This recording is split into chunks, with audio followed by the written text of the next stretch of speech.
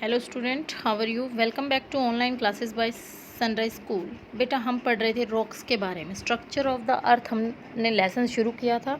इसमें अर्थ का स्ट्रक्चर आप पढ़ चुके थे कि 3 लेयर्स में अर्थ डिवाइड है। इसके बाद हमने पढ़ा कि अर्थ की जो सबसे ऊपरी लेयर है वो किससे बनी हुई है, रॉक से।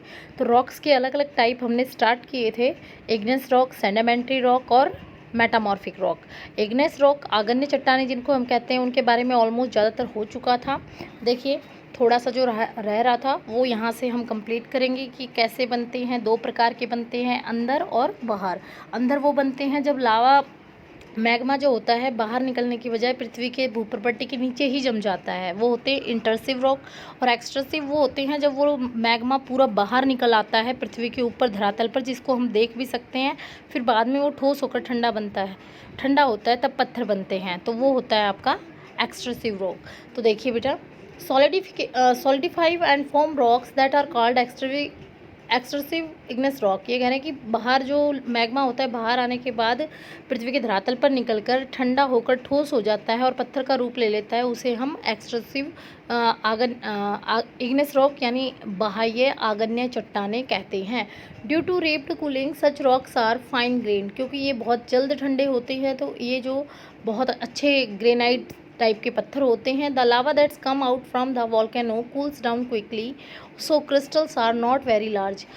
तो लावा बाहर आने के बाद पृथ्वी के धरातल पर जब निकल आता है तो एकदम से जल्दी से ठंडा हो जाता है। तो जो क्रिस्टल्स होते हैं वो बिल्कुल छोटे छोटे क्रिस्टल होते हैं उसमें, जो उसमें नज़र आते हैं, ज़्यादा बड़े नहीं होते। They are small in size, ये साइज़ में छोटे होते हैं। बेसाल्ट पत्थर का नाम है ये बेसाल्ट। देखिए एग्जाम्पल भी दिया हुआ है, ये पिक दी हुई है बेसाल्ट की आपको। बेसाल्ट, ये देखिए ये बेसाल्ट का पत्थर है आपका। Basalt and obsidian are good example of such rock. Obsidian और बेसाल्ट जो हैं इसके अच्छे उदाहरण हैं। ये पत्थरों के टाइप होते हैं अलग अलग। Characteristic of igneous rock, characteristic होती है मेन जो बातें हैं, मुख्य क्या क्या बातें हैं इन पत्थरों की। These rock do not have remain of plant and animal. इन पत्थरों में कोई भी रिमेन्स मतलब अवशेष नहीं मिलता। अवशेष से मतलब है कोई भी जीव जंतुओं के, पेड़ पौधों के अवशेष नहीं मिलते। से मतलब है कि किसी पेड़ की टहनी, पत्ती, मरे हुए जीव की हड्डियाँ, कुछ नहीं मिलता इसमें, क्योंकि ये सीधे पृथ्वी के आंतरिक धरातल से आते हैं।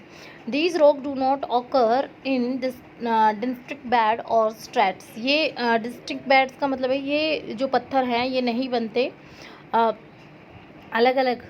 स्ट्राट्स मतलब परतों में नहीं बनते ये। These rock have metal and minerals like silver, gold, iron etcetera. इन पत्थरों में आपको ज़्यादातर मेटल यानी धातु मिलेंगी।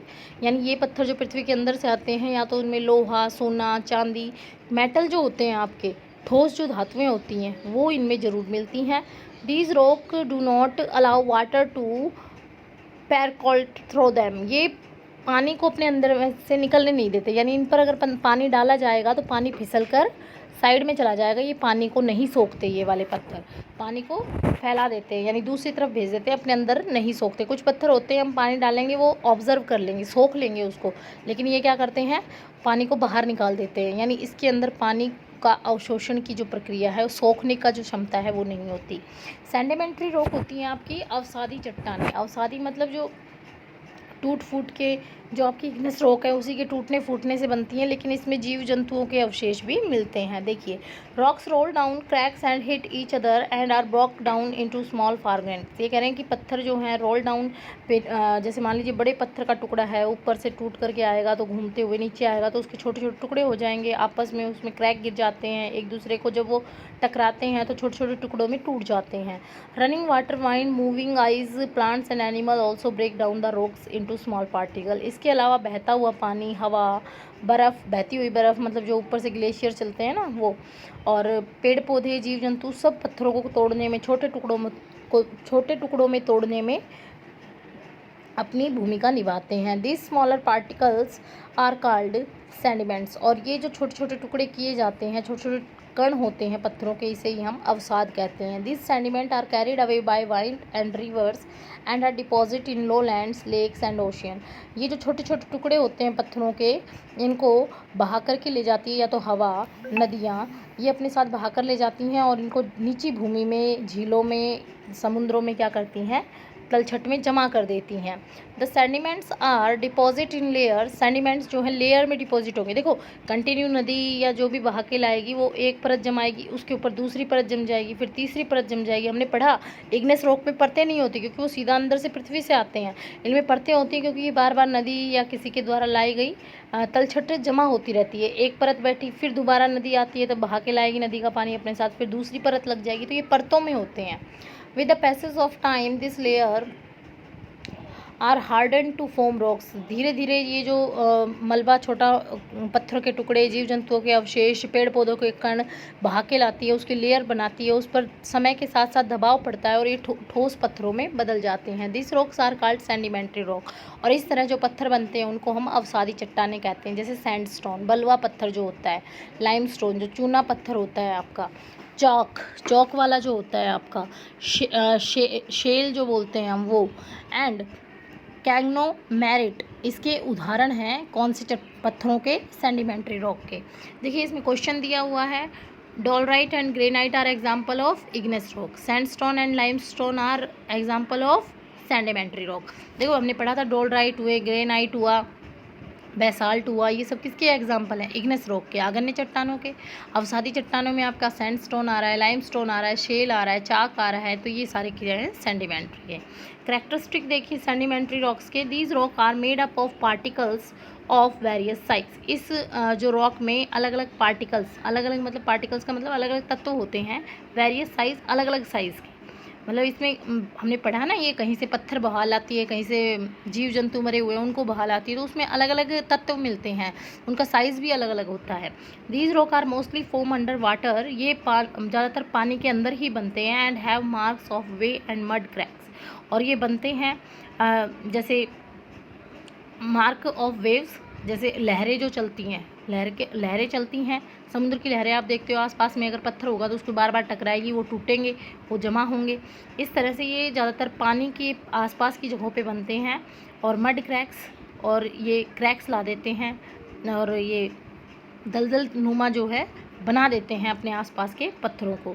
These are found in horizontal layer, ये हॉरिजेंटल लेयर मतलब परत दर परत मिलते हैं, एक के ऊपर एक परत मिलती है इनकी।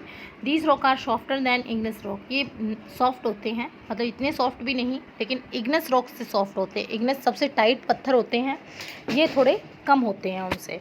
Between the layers these rock also contain remains of plant and animal called fossils. इन पत्थरों के बीच में जो लेयर बनती है ना एक के बाद एक, इनके बीच में जीव जंतु और पेड़ पौधों के अवशेष मिलते हैं। अवशेष से मतलब है जैसे पेड़ पौधों की टहनियाँ, पत्तियाँ, जो हिस्सा होता है गल सड़ के उसमें मिक्स होता है, जीव जंतुओं की हड्डियाँ वगैरह जो होती हैं वो उसमें मिक्स होती हैं, उन्हें फॉसिल्स यानी जीवाश्म कहा जाता है। Fossils fuel like petroleum and are obtain from these rock. Fossils fuel जीवाश्म ईंधन जो होते हैं जैसे कि पेट्रोल हो गया, इसी से मिलता है, इन्हीं चट्टानों से मिलता है। आपने देखा ना समुद्र से पानी से निकाला जाता है, वो इसीलिए वहाँ पर मिलता है क्योंकि जीव जंतुओं के दबने से, लगातार उस पर प्रेशर पड़ने से, आपने पढ़ा है कि पेट्रोलियम कैसे बनता है, समुद्र में परत दर परत लगती चल जाती है, जो आपके कोरल वगैरह होते हैं इनकी, और जीव जंतुओं के मरने से फिर उस पर प्रेशर पड़ता है और वो पेट्रोलियम में कन्वर्ट हो जाते हैं।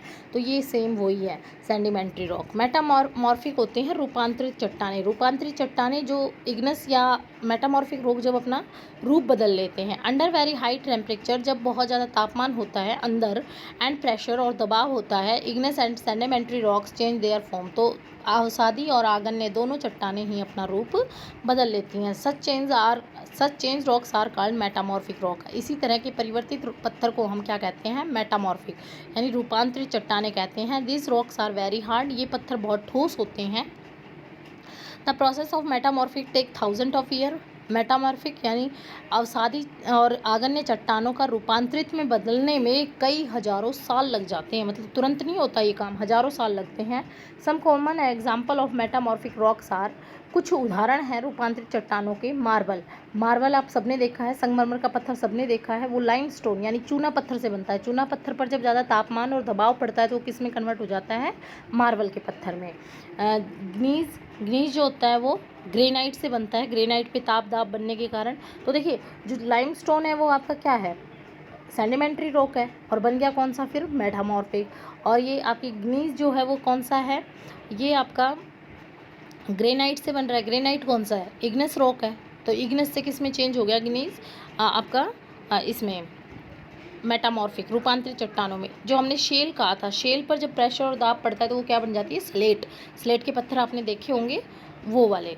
एंड क्वार्टिज्ड फॉर्म्ड फ्रॉम सैंडस्टोन, और क्वार्टिज नाम का जो पत्थर होता है वो सैंडस्टोन यानी जो आपका बलुआ पत्थर होता है उस पर ताप और दाब पड़ने से बनता है। तो ये पत्थर के बेटा क्या है? अलग अलग टाइप है। तो ये लेसन यहाँ तक आपको अच्छे से रीड करना है, यही आपका वर्क है। Thank you.